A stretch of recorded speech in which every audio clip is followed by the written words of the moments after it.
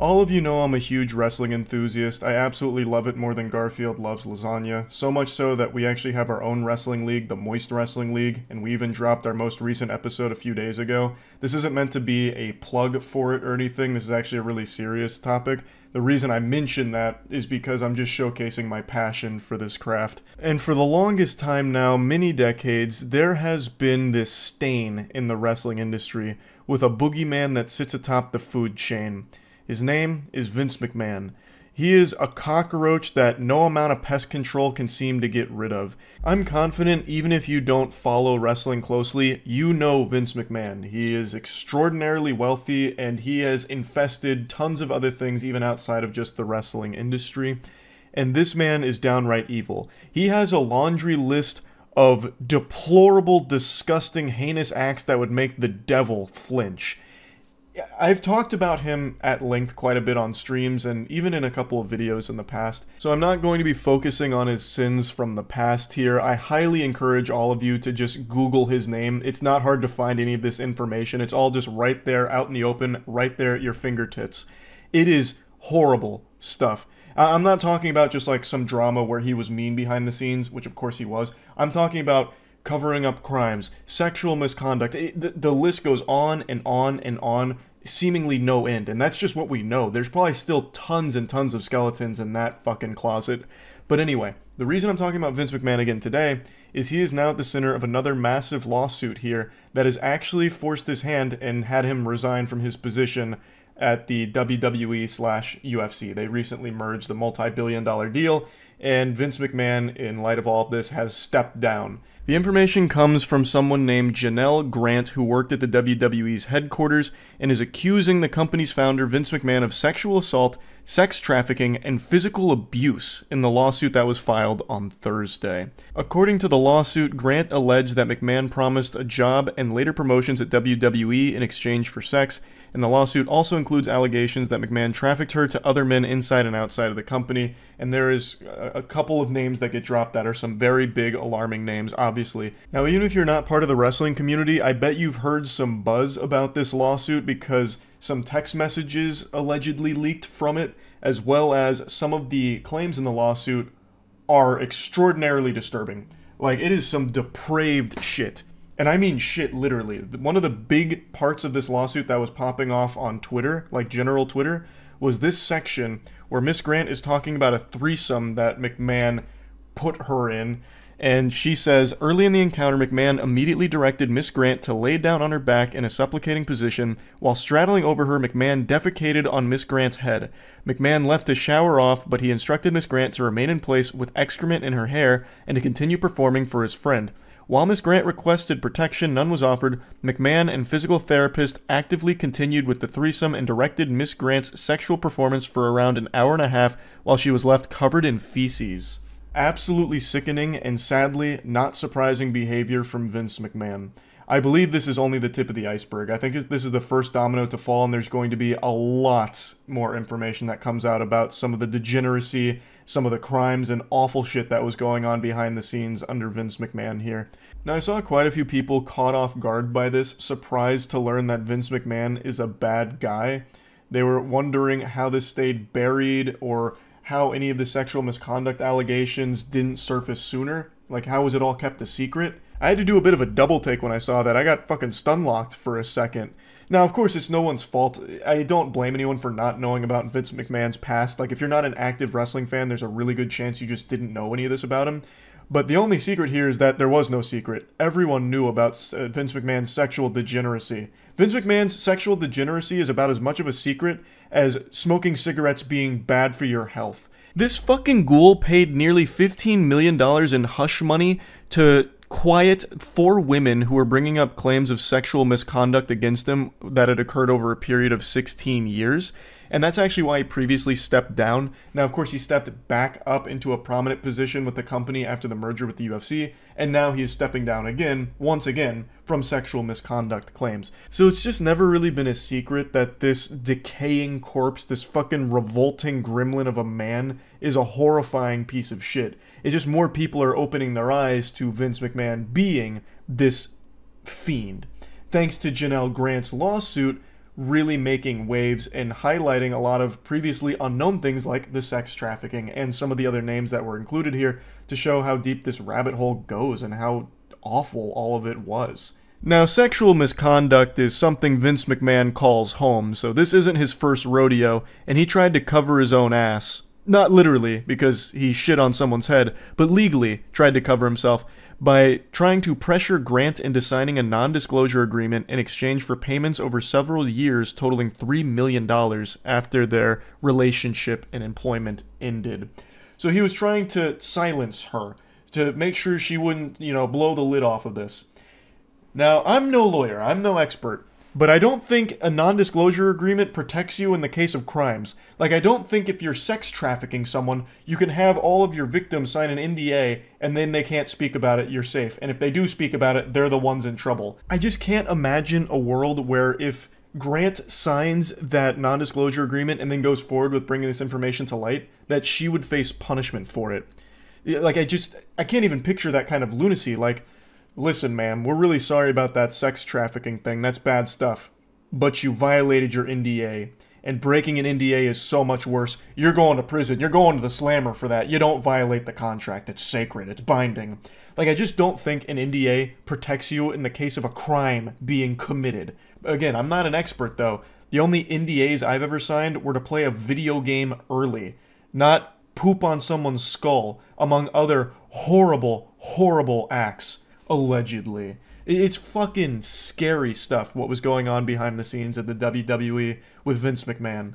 The parent company has issued a bit of a statement here. The parent company is TKO Group Holdings, and they said that McMahon doesn't control TKO or oversee day-to-day operations at the WWE, and that while this matter predates our TKO executive team's tenure at the company, we take Ms. Grant's horrific allegations very seriously and are addressing this matter internally. And a spokesperson for Vince McMahon also made a statement and said that the lawsuit was replete with lies, obscene made-up instances that never occurred, and a vindictive distortion of the truth. He will vigorously defend himself. I wish he would vigorously try and dive into a wrestling ring and tear both of his quads again. This is an evil man, and he has been evil for the entire time he has been with the company. And more people are starting to see this now. He is a fucking stain in the industry. I know there is still a lot of Vince McMahon fans because they separate art from the artist. He plays a character in the WWE, the commissioner, and he has been kind of iconic in the scene. I get that. Like, there is a lot of great WWE moments that, unfortunately, Vince McMahon is there for and was a big part of. Like, he played the role well. But as a person, he is terrible and a horrible person to have at the position of power that he does in the industry. He shouldn't be in the industry. He shouldn't even be outside of a fucking jail cell for the things he's done. Like, I can't separate art from the artist when it comes to something like this. I just can't do it. I know there are people that are, and I'm not, like, mad at you for it or anything, but I can't. He is just absolute trash, scum, the lowest of the low, and I will, of course, be keeping my eyes on this lawsuit as everything continues to develop here. I just wanted to give you, like, the very bare bones of it, like the basics. There is so much to it. I urge anyone out there that's curious to take a look, but just fair warning, it is disturbing. It's very not pleasant to read. So yeah, just wanted to talk about it a bit. That's it. So yeah. On TikTok, there lives many evils, some cringe, some criminal. Just like the Force with the Jedi and the Sith, there exists a balance. And today, we're gonna tiptoe and tap dance all over that line between cringe and criminal as we look at a completely deplorable individual named Madison who hatched a diabolical scheme to fake cancer, apparently with the goal of getting her family back together. At least according to her, that's the statement she made in court as to the motive behind faking cancer. Which, if that really was the goal of it, that is a worse plan than anything Ed Nettie ever hatched for jawbreakers back in the day. It makes no sense, but basically, she faked cancer, eventually started getting, like, public speaking gigs, I suppose. She documented her battle with it in an attempt to, like, uplift people, I suppose. She also made a GoFundMe, which collected, like, $37,000, which turns this whole thing from just a complete fabrication for the sake of attention, possibly, into a full-blown scam where she was taking money from people under a complete lie. And then eventually the whole house of cards came crumbling down after an investigation concluded that she made everything up. Now, I can't find the first videos she started to post about this. It only exists, from what I can find, in a Ray William Johnson video he just posted covering this, so I'm just going to show you a clip from that. We found a mass on my pancreas, and I had stage 2 pancreatic cancer at just 19 years old. Oh, but that's not even the worst part. She also had leukemia. The 5-year outlook of survival is a slim 11%. But does all this stop Madison? No way. She sees it as an opportunity to document her battle and uplift others. What an incredibly evil thing to lie about. Now, of course, she's far from the only person on the cyberspace to lie about having cancer. In fact, there was a really recent story I just talked about like a month ago about a poker player who lied about having terminal cancer in order to raise money to enter a poker tournament. But anyway, back to Madison. So she posted a lot of update content going over what was happening, and this includes photos that she would take. Photos that she would stage, since she didn't actually have cancer. And I can't find a ton of them. The only one that I can find that was a big smoking gun is, again, from Ray William Johnson's video. So he's got, like, all of the old artifacts here to preserve the story, I guess. So I'll show you a picture of it here, which is this.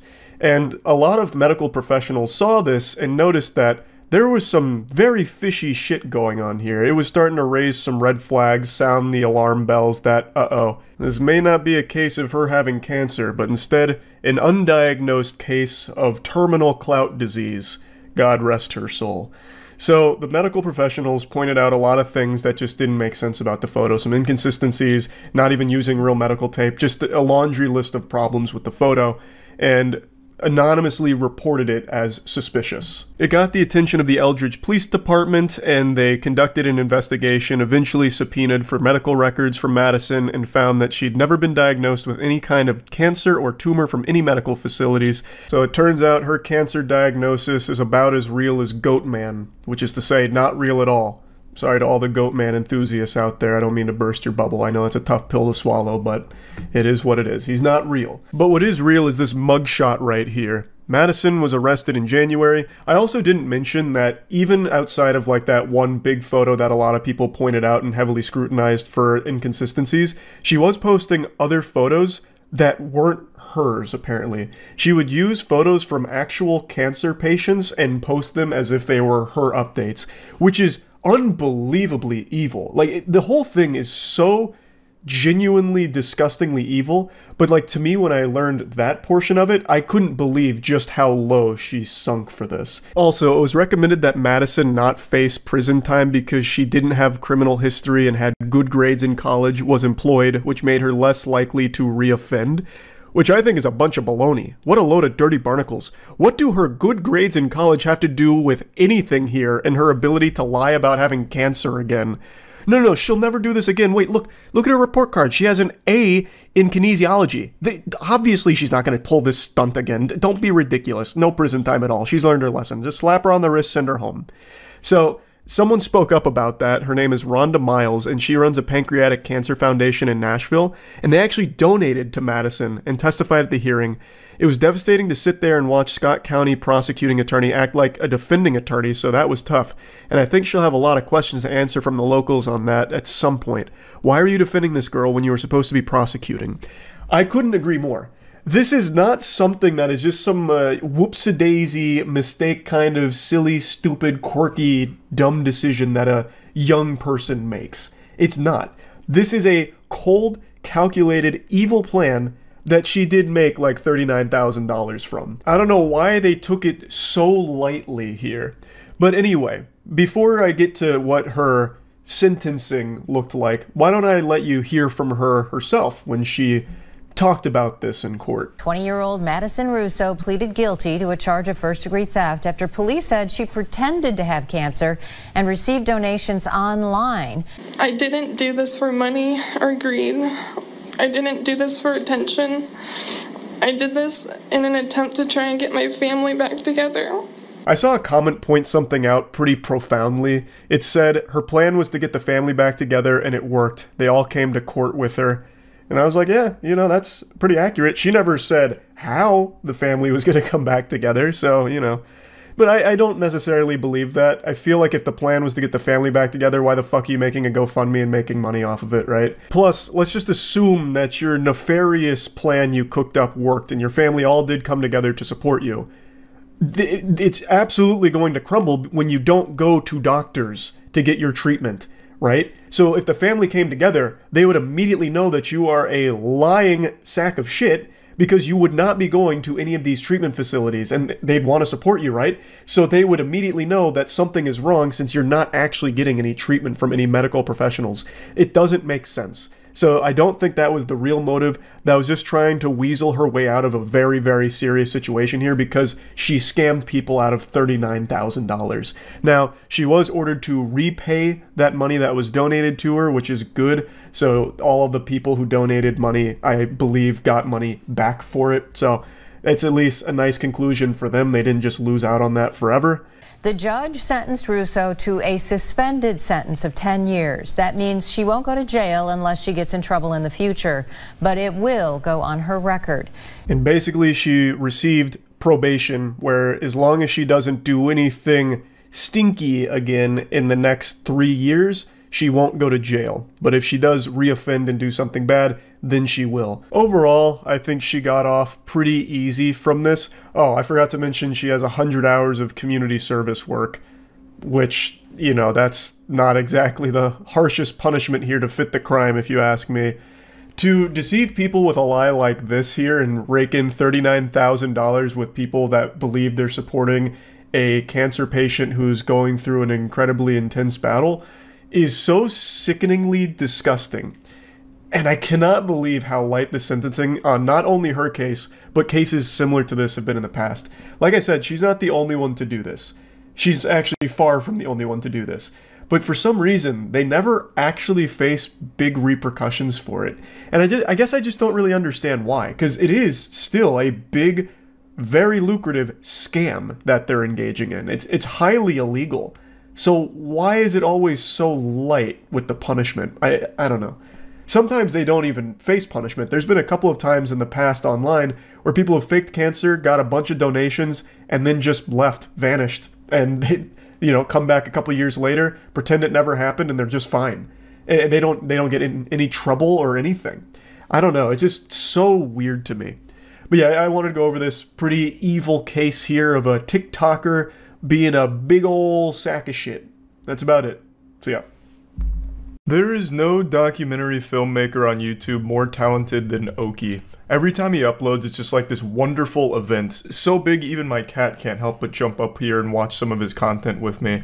I think Oki's Weird Stories is one of the best channels on YouTube, and he recently uploaded another banger covering a story that I'm sure most people aren't familiar with, so I'm going to show you some clips from that. I am also going to put a link to his YouTube channel and Patreon in the description below. Go support him, please. I think he makes amazing content, and he's just such a great guy. He's super nice. Every time we've talked, he's been nothing but wholesome, and he's got these incredible ideas for the future of his channel, and I just can't wait to see them unfold. So definitely go check out his channel, and if you're feeling inclined to help him reach his goals, then check out his Patreon. It's all below. Millionaire and computer hacker Daniel Beckwith had dug an elaborate network of tunnels underneath his Bethesda home because he believed North Korea was planning a nuclear attack. What the fuck? His body was found after. Daniel Beckwith created a makeshift bunker and had another man help him dig tunnels underneath his Bethesda home. He kept Askia Kafra captive there, and in 2017, that home went up in flames. Jesus On September Christ, 10th, 2017, Askia Kafra died in an electrical fire while digging tunnels for a makeshift nuclear bunker underneath Daniel Beckwith's home.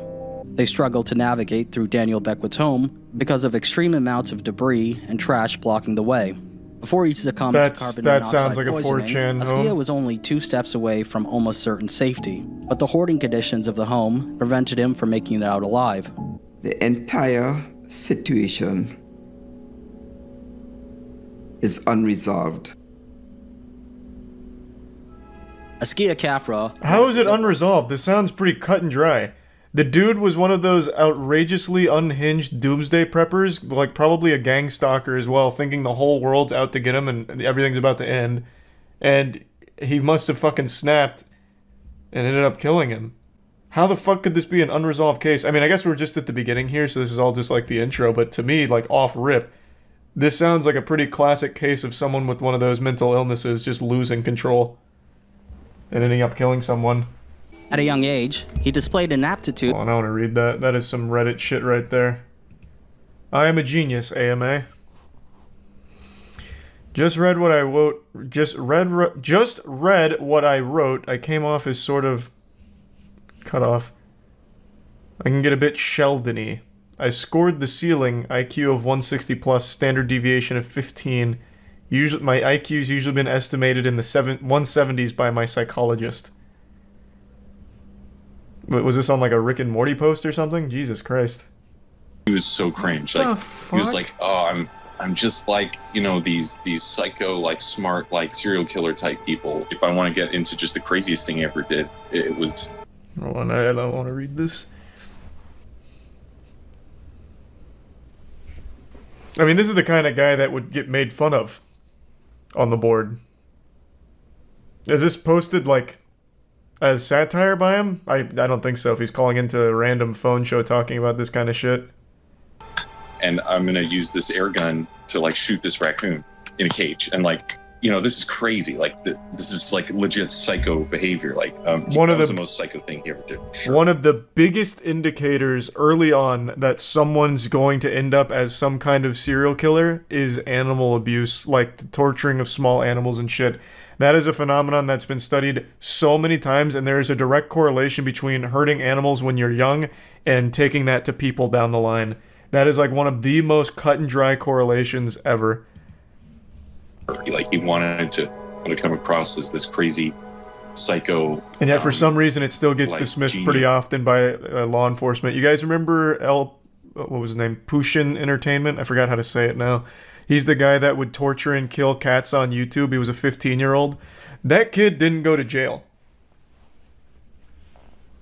He got investigated. He's not in jail.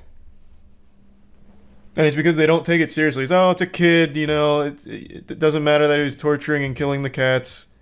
He was a strange kid, and that's an understatement, but he had taken a video of himself taking a syringe and extracting synovial fluid from his knee joint, putting it into a shot glass or a small cup, and then drinking it. Yeah, this is his computer and his work area. Yeah, what so the this is fuck? Basically me standing in the That's doorway worse than of Chris my Chan bedroom. taking a shot of his cum. Co-opted all of this Police officers then searched. Damn, those room. penis emails, Inside, though. they found a rifle, Worth it. the hood of a fire protection suit, several lockpicks, reverse-engineered ID cards, and keyloggers.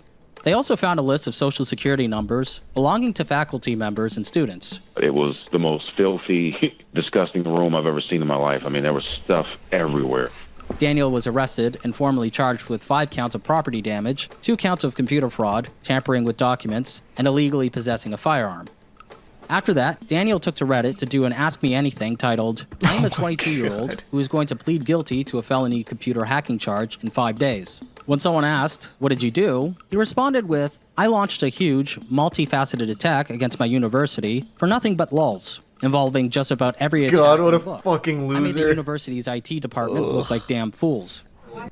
I mean, I guess pretty epic prank. Take that, university. Peak Redditor. I mean, this is some Reddit-ass shit. Daniel inherited $2.6 million after his mother's death.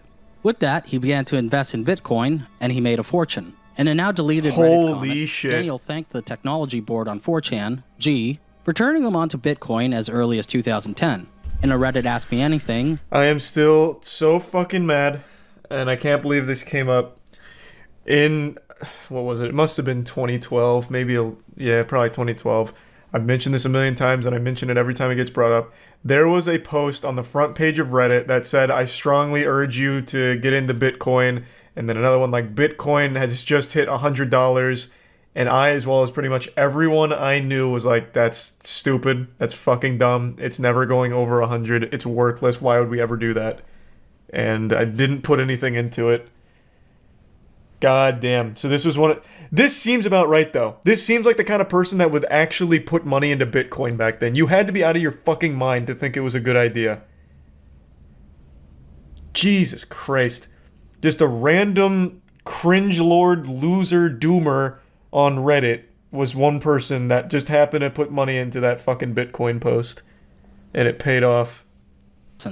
I actually got a call, and it was an IRS investigator, and they were asking me about his Bitcoin account. They were basically saying that he was in possession of basically like $1.2 billion worth of Bitcoin. Around the time of the call, the Bitcoin were like $55,000 of Bitcoin, and he had $1.2 billion worth of them, like, you know, somewhere in the blockchain.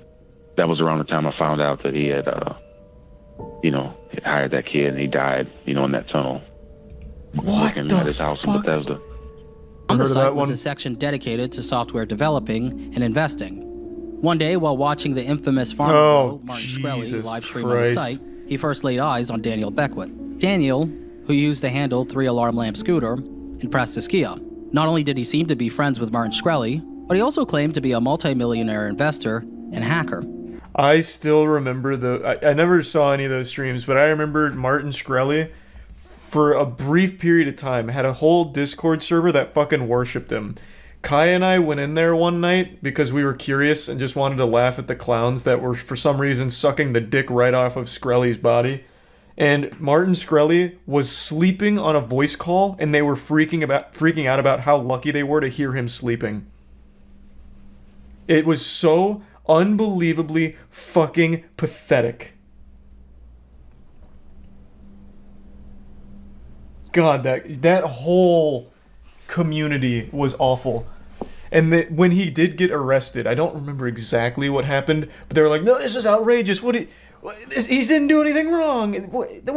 Oh my God, this is blasphemous!" Fucking crying, losing their mind over it. It was a cult. Martin Shkreli's farmer bro, he's the guy that did like the 10,000% price hike on fuck, what was it? What drug was it? I don't remember now. Insulin? Was it insulin? Yeah, I think it was insulin. And I remember him saying that, you know, I thought it was kind of odd. Like, oh, interesting, this guy's a bunker. You know, what do you have a bunker for? And I remember him saying, you know, I've been building this for a while. You know, it's just to keep myself protected and safe in case of a nuclear war or a nuclear disaster. With Daniel's fucking funding, huge they red bought flag. brand new tailored suits in preparation for their meeting with the Teal Fellowship manager. All they had to do was make it to the meeting on time and make a great pitch. But unfortunately, that didn't end up happening. I don't remember how, but we somehow end up putting in the wrong address. But we end up going to the wrong location. At that point, we're just like, we're just freaking out. You know, we don't know what to do. And we get to the meeting and we're about maybe 15 minutes late. Why a red flag? He isn't wrong. Is that bait? Hey, excuse me. I've got to go back down to my bunker for my canned food just in case of a nuclear war breaking out real quick. Are you serious? That has to be bait. That's like actual gang stalking behavior. There's nothing wrong with being prepared. I think there's a level to it. When you're building an underground network of tunnels and a bunker because you're afraid of a nuclear war going down at any minute, that is a mental illness. I'd literally... Oh my God. I can't tell what's bait and what's not. I don't think that's crazy. There's nothing wrong with being generally anxious about things. I have a flying phobia. It's irrational, and I recognize that, but it's a phobia, right? I think that's totally fine to be like, I have a fear of nuclear bombs going off at some point. But then it has to be this barrier, like this filter in your mind where it's like, that is a little irrational. Maybe I shouldn't build a fucking multi-million-dollar bunker because I'm afraid of this disaster happening. And maybe I shouldn't be wearing a bulletproof vest anytime I'm out in public. It's not crazy at all. Do you go outside in a bulletproof vest every day? Might be multi-purpose bunkers also work for general apocalypse scenarios. What in the world is wrong with you? What do you mean? There is a problem when your entire life is revolving around a fear. So much so that you're building a bunker to avoid the imaginary boogeyman of an apocalyptic scenario unfolding where you need this bunker to be the last human being on Earth with your canned food and prepping and wearing a bulletproof vest anytime you're out in public. That's not even a hot take. That is a problem. I get shit for being afraid of going on a plane, and rightfully so. I get that it's irrational. How in the fucking world can you possibly try and justify a man spending so much on this bunker and wearing his bulletproof vest out in public, and then eventually hiring this man to dig out the underneath of his house for an underground network of tunnels because he's afraid of North Korea nuclear bombing his house? That is like schizophrenic behavior. That goes above gang stalking. He asked me to stop the car, and he jumped out the car and went by somebody. He came home afterwards, you know. But you see, you also, as a father, you have to be careful that you run off a child permanently. Many things I told him, he would rebut it and tell me Beckwith was competent at that, Beckwith was competent at that. It was like Beckwith was a Superman. It was so... It's crazy what you can ignore when you have that much respect for someone. I remember definitely the first time around, I just started screaming to all the neighbors, you know, help, help, fire, fire. What were you thinking was going to happen to him at that point? I was hoping he'd either run out there or he'd go out the back window. This big window Big here. window there, or a window well. Well, this one's got bars on it. Well, that's not the window. Yeah, that one does have bars on it on the side. I don't think he could get out there. That doesn't have put bars on his... Well, of course he put bars on his windows. He's got a fucking bunker and tunnel system. And then there's that window for well. nuclear war. I thought he also could have got out there. Of course he barred his windows. Well, preferably, he would have just gone down into the tunnels and gone out the backyard. Why didn't he do the obvious? Come to my voice. I am on the safe side of the basement. There's not much smoke on my side. There was a door there. He indicated that he went. Yeah, I mean, it was. I think this is absolutely a murder. Wasn't it possible? I completely agree with the dad here. Daniel said that he tried to get inside the house to save Askia a total of 4 times, but that he was driven back by the overwhelming heat. During his attempts to enter the house, he said that he removed a propane tank, gas cans, and other combustibles. On the way out, you told me originally that you took a couple of gas cans. Yeah, but I never found those. Well, one was supposed to be in the front yard and the other was on the side. Okay, so I didn't get that. So somebody might have walked off with them. Jeez. Okay. I'm no expert here, but this looks like some absolutely fucking terrible acting that I'd see in like a bad Hulu original like The Grim Cuddy. What? Someone must have walked off with one of the gas cans that I was put in the front yard? Jeez. He said that he also... I will say, and before we continue, people are asking, well, why would he kill him? Clearly this guy is unhinged. I think that much is very obvious. He's very worried that everyone's out to get him. He wears the bulletproof vest when he's out in public. He duct tapes Askia's eyes, or, well, blindfolded him to get him to the tunnels. Duct tapes his eyes so that way he's blind when he goes outside for fresh air because he's afraid Askia may turn on him at some point and tell people where his bunker is. So I think what may have happened is he got this fucked up idea that Askia was plotting to reveal his location or turn against him, and he killed him for it. That would be my guess.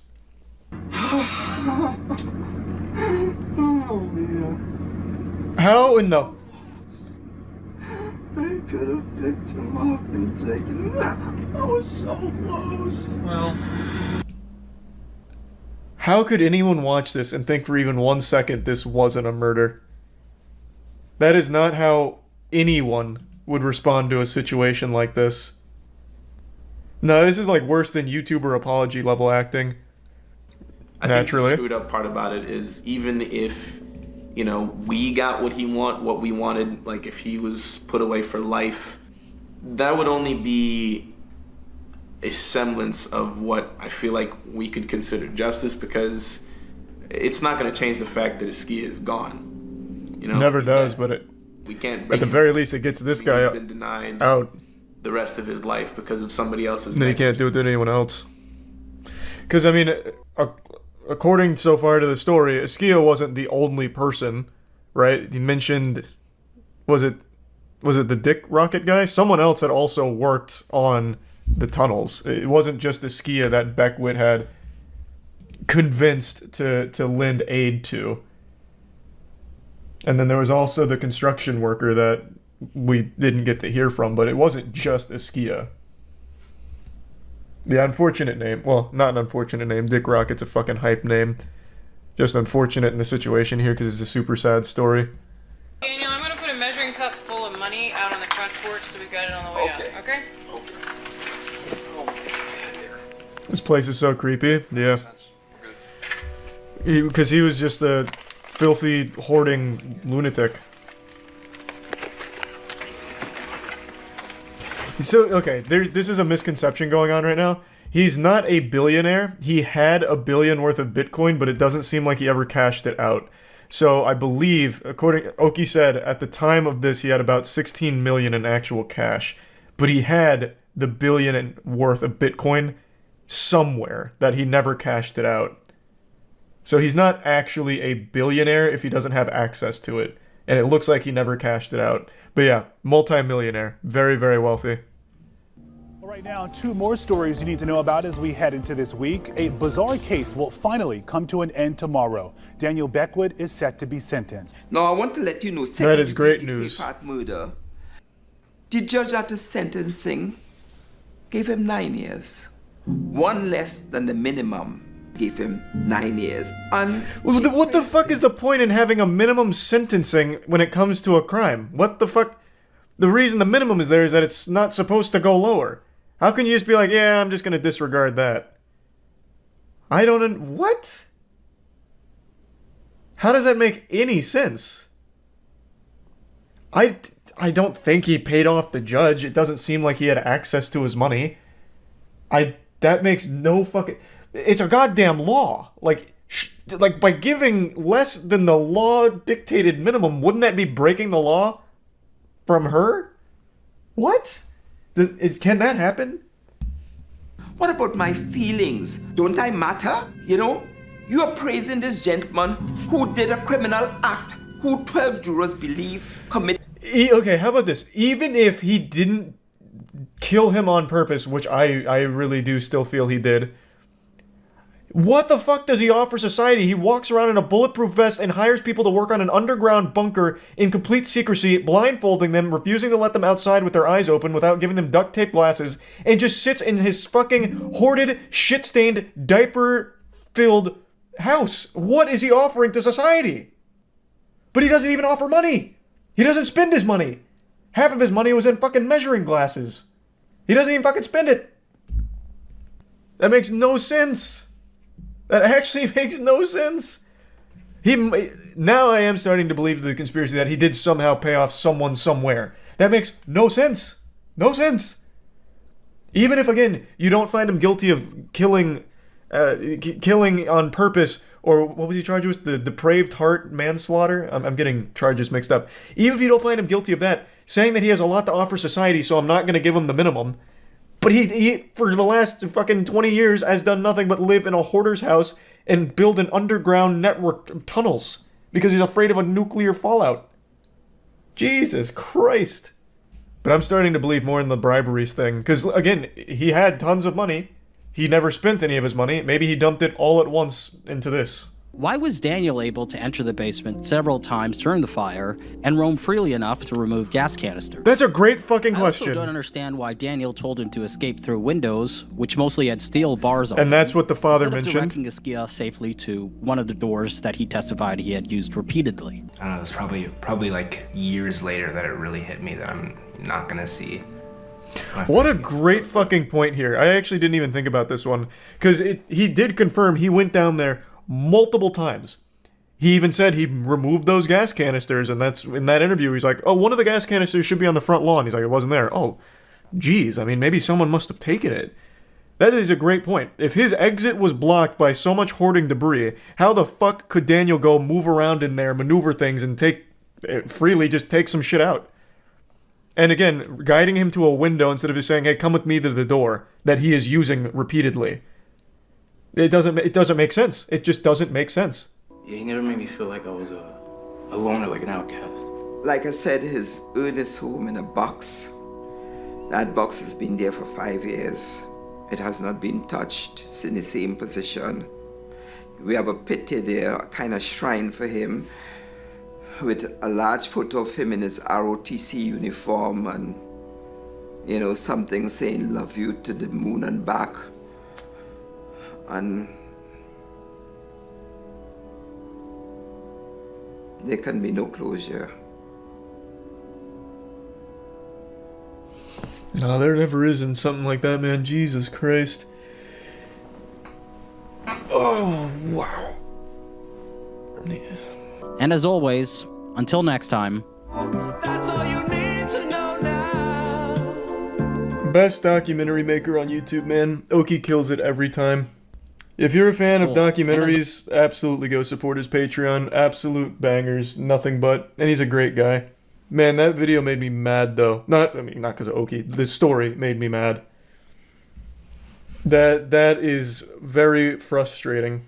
Going to be visiting the dark web version of the Internet Strange's websites. This is the final and technically fourth part of the series, so I made a playlist you can check out at the top right of the screen if you want to watch all the episodes. I've seen that movie. For my safety and yours, I will not be sharing the links. Go watch the other parts of this series. Anyway, in case you guys don't know about the dark web, you can only access it using Tor web browser, not Google Chrome, not Firefox, not Internet Explorer. I don't know why you would use that anyway. This allows you to go into. Well, it's not called Internet Explorer now. It's Edge. The websites usually consist of random numbers. In the last video, we covered the basics. And this time I just decided Tor was made by the CIA. And clicking. So is that true? I remember that rumor floating around back when I was learning what the dark and deep web and shit was. Was Tor actually made by the CIA?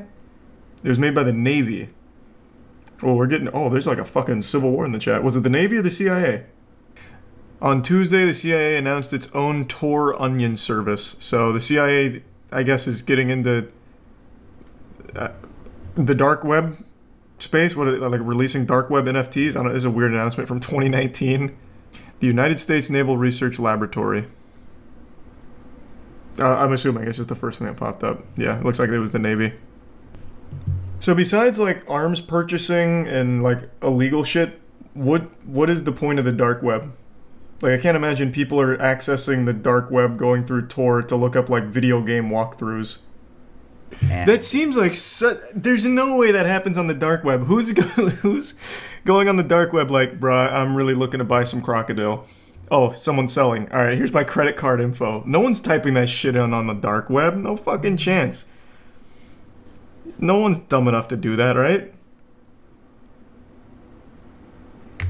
College kids? Nah, I don't believe that for even a second. Nobody would. They're absolutely using like Monero or some kind of crypto or something. They're not going to be using like their actual just fucking Visa card. Revenge.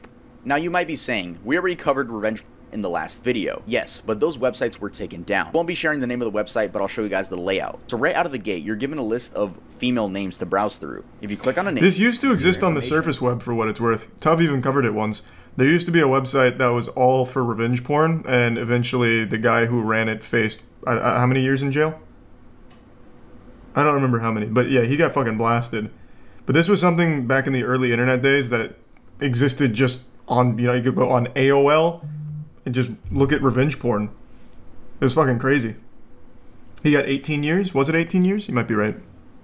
There are two options. The lifetime basic. Yeah, see, buy with Bitcoin. You're not typing in credit card info. $150 and includes lifetime membership, daily updates, 101 gigabytes in leaked amateur content, which is 69,307 photos, Christ. 3,405 video, plus a VIP section, an IP cam section, spy cam recordings, NAS Synology section, and unsorted content, which apparently they have 10 terabytes worth of. So yeah, the IP cam section. Holy shit. Like, dude, I feel so bad for the girls that don't even know their laptop is hacked and people are just watching them. Random people are just watching them. That's another crazy thing. Do you guys remember that back in early internet days? There was a time, I don't remember if it was Max, but there was some laptop that shipped with a webcam built in, and it was extremely easy to access. So easy, in fact, there was a website set up on Surface Web where it would just be like a roulette. You just click a button and it'd take you to some random guy's webcam. You could just watch them living their lives. Was it Dell? It might have been Dell. Yeah, so you just have this roulette of just watching people's lives through their webcam. They had no idea. It was fucking wild. It was wild. So then, like, it was such a big deal that eventually the experts were like, if you own this laptop, just put a piece of tape over the webcam. Otherwise, you are most likely being watched. You exist. But I just want to let you guys know that. And I'll provide some Amazon links in case you guys want to buy some webcam covers. disgusting fantasies. You don't want to look at my webcam? Yeah, like, it's just one of those fucking creepy things, man. I don't think looking through those webcams ever really, like, nothing like crazy ever happens, but it's still just fucking scary to think about. If you are not of legal age, or if this type of material is not legal in your jurisdiction, do not enter. This site contains absolutely no videos, photos, 3D rendered art, or other illustrations of or adults. If you're looking for any of that, you're in the wrong place. It's basically saying, we have a bunch of these, like, shit's like a Tumblr blog. About, the fuck? Not only that, but they have 2 pedophilic prevention campaign advertisements to deter the users from doing anything in real life. They're obviously only doing this so it seems like, hey, we're actually the good guys. We're preventing this stuff from happening in real life, when in reality they're just providing the acceptance, normalization, and culture of files. That is something that is, I've seen this on Twitter. There's a verified account, couple 100,000 followers from what I recall. They have this belief that if we could just use AI to generate fake children for porn, it would solve pedophiles. There is a group of people that genuinely believe that providing, like, more child porn but without real people, that it would somehow get rid of, like, pedophiles. It is the most ass-backwards idea ever. It's fucking disgusting.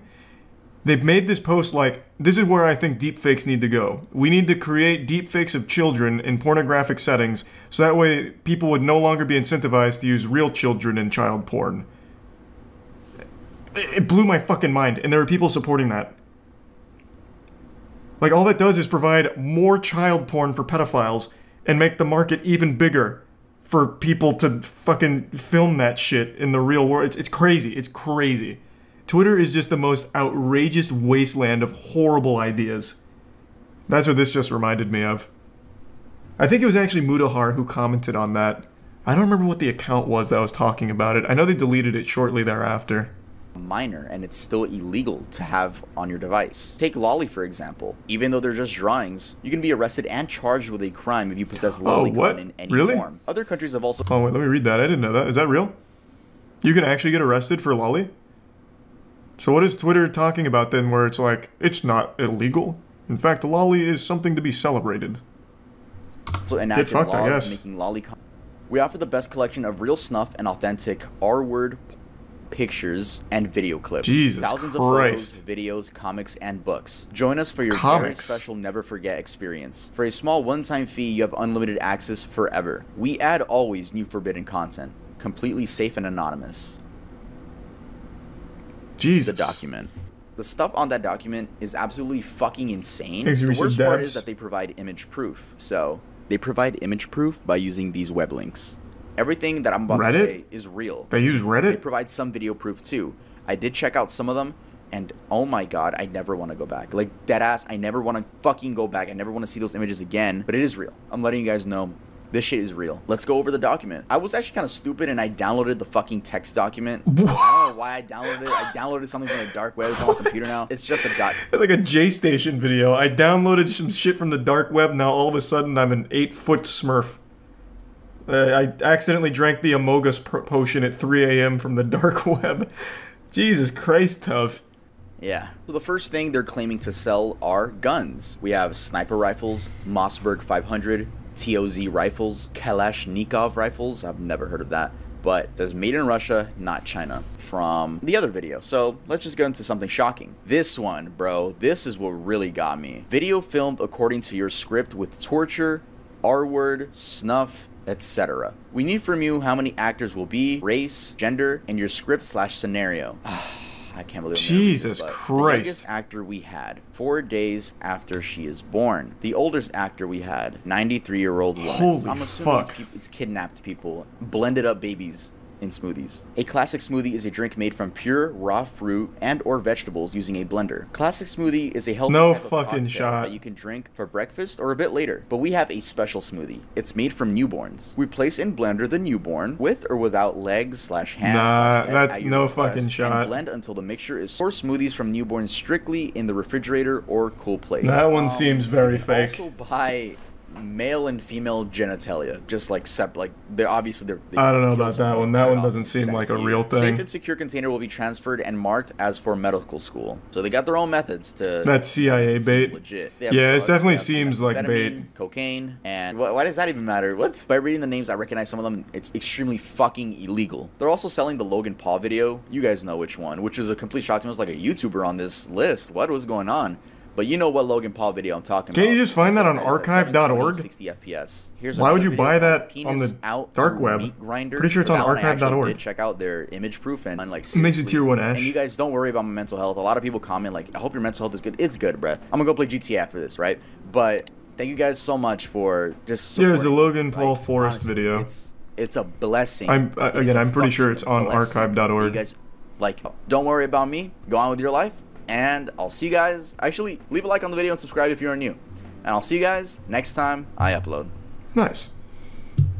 So besides like illegal shit, is there any reason to go on the dark web?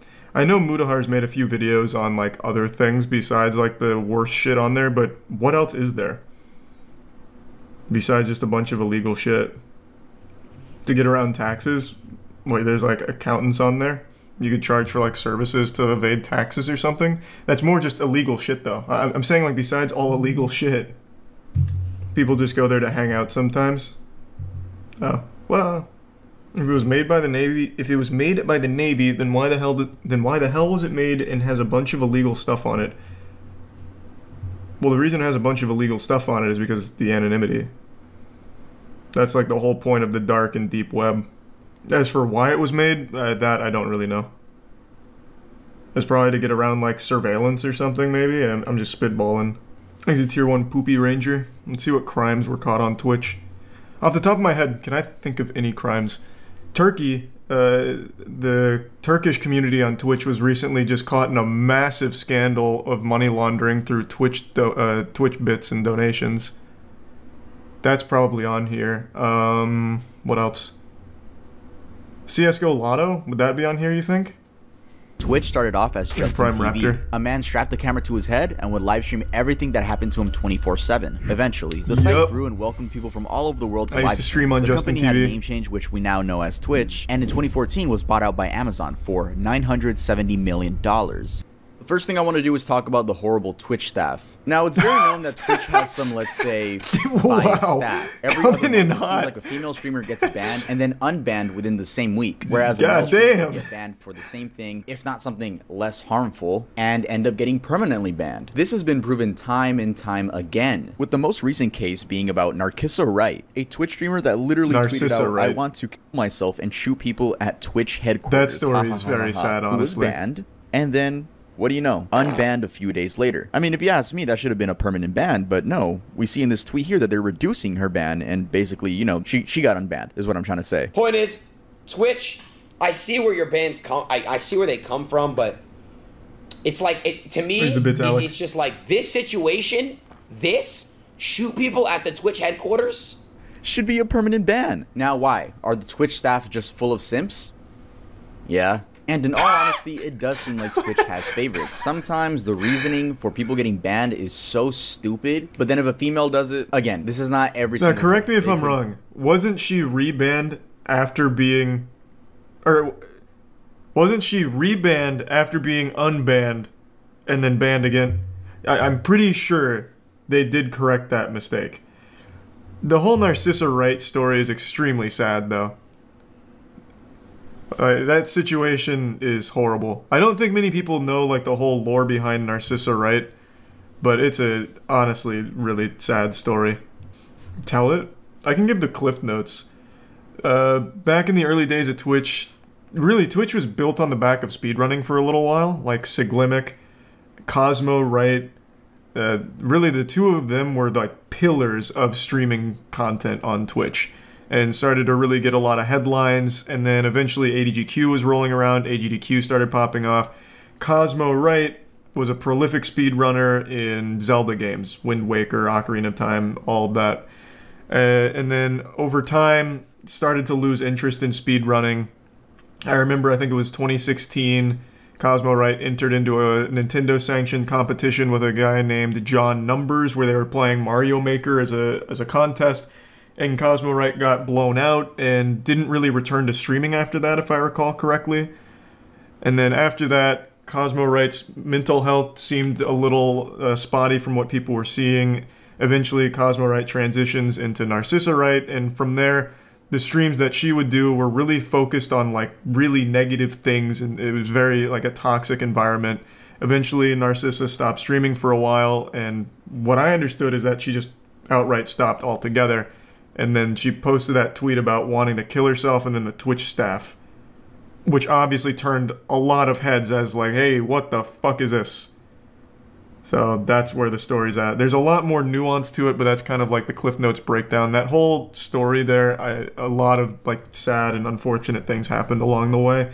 But since I was so big into watching Sig Limit, Cosmo, that whole community of speedrunners, it's something I actively followed for a really long time. Stephen Heyman. On August 31st, 2018, Stephen Heyman and John Di Pietro, I hope I said that right, were on their way to Dragon Con, a convention made for gamers, comic enthusiasts, science fiction fans, and more. Sounds like Steven a joke, like Dragon D's nuts. This is called IRL streaming. In Atlanta, Georgia, a man is seen approaching John and pins him to the ground. We can't see much, but we do get a full view of what the man looks like. Oh shit. Ow. JP, just let go. JP, just let go. What the fuck is happening? JP, just let go of it. JP, just let go of it. Let go. Wow. You can hear that was awfully calm. Say, JP, just let go. And this is due to what I'm assuming is John not wanting the man to take his camera, which the man did end up stealing. From the reports I've read, it seems like the man was never caught. The YouTube comments were full of L friend, this dude is such a bad friend, and comments like that. But honestly, that was the best thing to do. You don't know if someone is carrying a knife or a firearm, and your life really isn't worth getting killed over something as simple as a camera or your wallet, when you could just love how the dude didn't help. Bro, you're not gonna just give up the camera. Everyone shits on Dale Brown for giving like survival advice for how to like survive in an intense situation and disarm the attacker, and you guys give him shit. But the optimal thing to do is to not fight back. Just give your camera. Again, like Tuv just said, could have a knife, could have a gun, and that guy's big as fuck. That guy was significantly more jacked than Steven here. Just give up the fucking camera. Like, I guarantee if this guy did fight back and got his ass beat, people would give him much more shit anyway. Or he could have lost his life over it for a camera. The police officer explains the call and asks Mr. Big for his name. Mr. Big explains that he doesn't need to give him any sort of information. Oh boy, you went full Reddit. It's honestly a pretty long and petty back and forth from both of them, up until the cop places Mr. Big under arrest. I would say wrongfully place him under arrest. I mean, he did have his right to not say anything. Cops can always arrest you based on suspicion. You know, it didn't seem in the clip like there was any suspicion of anything other than just the way Mr. Big was acting. Anyway, so Mr. Big gets arrested, right? They leave and they close the door. So a few minutes after the arrest, the door opens and reveals a neighbor, presumably the one that made the complaint, walking in and stealing a pair of shoes and a headset. He then returns and steals what seems to be his phone and a watch. I tuned into Mr. Big's Twitch page, and to my surprise, he still streams. Well, he took a break and is back and averages about 5 to 10 viewers. That's so I decided to ask him a couple questions. What a galaxy brain scheme, Make sure though. to show him some love and make sure to tell fucking him supervillain mastermind. I'm a YouTuber. Yeah, he was charged. Guy nice. was a career criminal, man. Had a lengthy criminal history. I think he did 3 years for that shit. I tried looking his name up in like a Washington police directory or something. I checked a lot of websites and I did not find a Jeremy Frost ad. It's not that I don't believe you, Mr. Big. It's just that I would have liked to pull up his mugshot. RickyBot was a 43-year-old man who streamed himself playing Pokemon Go. Oh, yes, I do. Yes, I do, Pokemon Go is a mobile game which requires you to go outside in order to catch different. Since the man stole 3 cell phones and the camera itself. RickyBot was taken to a local hospital with a laceration on the side of his head and a swollen right cheek. That same night, Ricky put out a series of tweets reading, "I got mugged playing Pokemon Go in Central Park. Still talking to police and will go to the hospital soon. My jaw is a mess. Thanks all. My Twitch account got suspended. Literally insult to injury." Yeah, that's another fucked up thing that Twitch used to do. I don't know if they still do. If a crime gets captured on stream, or like something like that, I guess, where you get your ass beat on stream, they just ban the account outright, which is weird. I remember there was that guy who was involved in a hit and run while streaming. At least I think it was a hit and run. Oh, no. There was a streamer who, while streaming IRL, accidentally captured, like, a shootout, I think it was. Like, a guy shot at a car on his stream, and the guy got banned for it. It's really, like, a weird policy they have in that department when you capture something like that. That's technically against TOS, but you had no control over it, and it would also be good evidence. So I don't know why they'd, like, take it down. But yeah, that was something they did for all of those kind of cases. I remember that. I don't know if they still do, though. Yeah. So if I'm streaming, right, I have a malicious friend, for some reason, in my house, right? He comes in, says a slur, runs out. I'm getting banned, right? It's, I hate it. I hate it so much. And this poor man got pinned down to the ground and robbed. And Twitch was like, oh, nah, that's violent. Take it down. It's like, there's a lot of stuff about Twitch that rubs me the wrong that policy way. is terrible. In case you're wondering how Ricky is doing now. How do they justify it? Because I know they even put out a statement about it. I'm kind of curious. Where can I find those guidelines? Again, I don't know if they still do it, though. But where can I find it? Because I'm curious what they did to defend it. They don't want people faking it for clout. I remember bits and pieces back with the guy who captured a shooter on stream. I think they said something like, we're doing it to keep the VOD private for everyone involved and sharing it with the police or something. Thanks for your subcatamon. I don't remember. If I could just remember what that case was, I'm sure I could find their tweet about it that clarified. Does anyone remember what it was? Because it was a pretty big one. That one got mainstream attention. A streamer had captured like a shootout on stream on Twitch. It was valuable information for the crime, and they banned the account, which then made it inaccessible. Was it North Hollywood Shootout? Man, what the fuck? This was 1997 North Hollywood Shootout. I remember that. This was not Twitch, fucking asshole. That one, though, changed law enforcement drastically. So, this is totally unrelated to anything we're watching here with the Twitch crimes. This shootout is fucking crazy. So, two robbers were armed to the teeth, like full-blown juggernaut from Modern Warfare 2. And they robbed a store, and the police showed up, and they just started blasting. Like, the guy's full auto, just letting it all hang loose. Oh, it was a bank. They robbed the bank. Yeah, that's what it was. Robbed the bank, just blasting. And the cops were shooting back, but their handguns weren't powerful enough to pierce their armor. So they couldn't actually stop them. They couldn't actually prevent them from leaving or doing anything. So they just kept walking away, taking bullets from the police while firing back. The police got so desperate for firepower, they started, I believe they raided a nearby gun store for like shotguns and other items, and as well as like just trying to find anything with a higher caliber. And it was such a long, drawn-out shootout that post-North Hollywood Shootout, they started arming police officers much more heavily, like more firepower in their vehicles. It was crazy. The whole thing was captured on helicopter. In fact, the only reason it even ended is because one of the officers got a lucky shot on one of their ankles, because their ankle was slightly exposed, so they hit his ankle, he fell to the floor and knew he was going to be killed, so he took his own life. And then the other one, I think, got really desperate and just started walking at them or something like that. It was something like that. It was fucking crazy. Thanks to Prime Megalodon. The streamer reacts and is then met with a handgun being pointed at his face, and he screams. Alright, don't roast his scream, because I'm pretty sure if any of us were in that position, we would not know what to do. But I know you chuckled after that scream, and I did too. But like, let's not be too hard on that normal scream. One of the thieves goes to keep his wife quiet, and you can hear the kids in the background. The other is beating the streamer repeatedly with brass knuckles, asking where the money is at. How do people think it's fake then? Doesn't have any money, but eventually I did find the name of the streamer, and that's TMoneyFG. It seems he doesn't stream anymore, and I couldn't find a YouTube channel, unless it's the one with 1 subscriber, but I doubt it. I also found his Twitter, and it's extremely botted. 16,000 followers and no likes on his recent tweet. Yeah, a little bit weird. You would think that if he faked this, he would at least gain clout from it. And if he faked it, I don't know if he would scream like that on purpose. Plus, why would you put your kids through something like this? I mean, yeah, I don't think it's fake. A lot of people were assuming that the wife set him up because she was too calm. That was stupid too. You can tell she's trying to stay calm for the kids. So seems like a weird thing to fake if you don't even stream anymore. I can't tell. The video looked...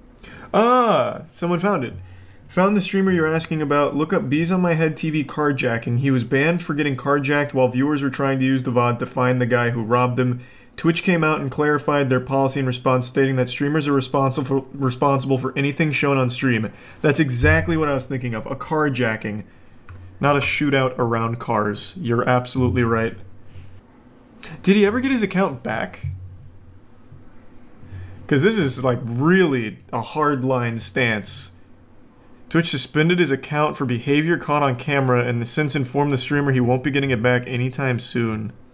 Thanks again, Security McLovin. breach. No, not the Five Nights at Freddy's game. So 6 months ago, on October 6th, Twitch was hacked and a torrent file containing around 125 gigabytes worth of leaks appeared on 4chan, and that included source code, streamer earnings, encrypted passwords, and more. We bring to you today an extremely poggers leak. Twitch is an American video live streaming service that focuses on video game live streaming, including broadcasts of esports competitions operated by Twitch Interactive, a subsidiary of Amazon.com. Their community is also a disgusting, toxic cesspool. Beginnings, mobile, desktop, and video game console Twitch clients, creator payouts from 2019 until now. Find out how much your favorite streamer is really making. And then they link. Did they ever release the second part to this? Jeff Bezos paid $970 million for this, and we're giving it away for free. Hashtag do better Twitch. Though a bunch of stuff got leaked, people mainly focused on how much their favorite streamers were making. I mean, your passwords were at stake, but people were, you know, kind of mad at XQC for being a millionaire, which we all know. We all know he's a millionaire. No, that was a surprise to everybody. Saying they didn't make sense. It's really funny because a lot of Twitch streamers have their sub count like on the top of their heads. They're letting you know that doesn't mean anything. It just takes a little bit of math. And they claimed that a part 2 was coming out, but that never happened. Many people just assume it was an ex-Twitch employee or a Twitch employee who knew they were going to be fired. I doubt it was an ex-Twitch employee. Right, before I go, I'm just going to end this off with a big bang. I'm sure you guys remember the whole Save the Kids thing. Who could forget? When crypto was, I wouldn't say at its peak.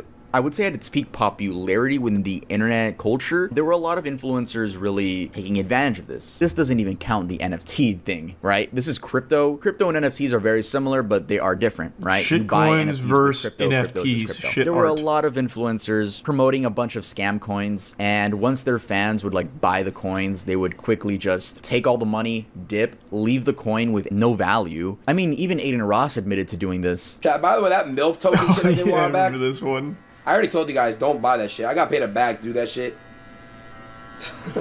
Like, I don't give a fuck. I hope none of you guys actually bought it. Oh my god. Which was Ice Poseidon. Now, Ice Poseidon used to be a very popular Twitch streamer. We know this one. In case you guys haven't heard of him, he's very popular for getting swatted. Yeah, that's what he's known for. He once got swatted on an airplane. I actually don't know if I'm allowed to watch his story on Twitch. We all know this one, though. He openly admitted to stealing, what was it, 500, what was it, $300 or $500,000 from a shitcoin that he was pumping. Just very open. Watch it? I'll just explain it. I made a whole video on it when it happened. Ice Poseidon was pumping a shitcoin. Somehow his community bought into it. He ran away with 300 to 500,000. I don't remember what number it was, but it was somewhere in that ballpark. And he then went on CoffeeZilla's channel and openly said, yeah, I took the money. I was worried the coin was going to lose some value, so I thought I might as well take the money before it hit zero. And he was just very open and honest. And then CoffeeZilla said, hey, why don't you just give the money back since you still have it? I see it in your wallet. You could give the money back. And he said, I could, but I don't want to. Yep. It was fucking crazy.